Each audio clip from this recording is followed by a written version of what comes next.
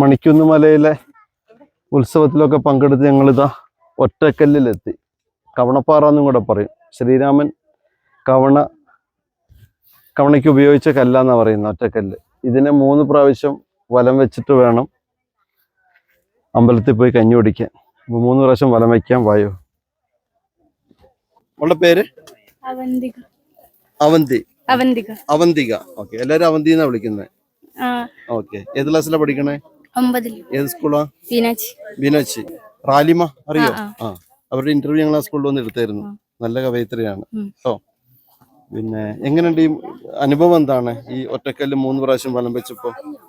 അത് ഓരോ വിശ്വാസമായിരിക്കാം. മോൾക്ക് എന്ത് തോന്നി? ഒരു അഡ്വഞ്ചർ ആയിട്ട് തോന്നി. അതോടൊപ്പം തന്നെ വിശ്വാസം കൂടി. ഓക്കെ, ശരിയാണ്.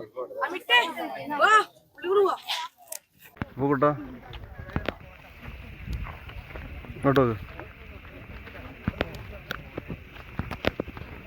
ഇതാണ് ഒറ്റക്കല്ല്.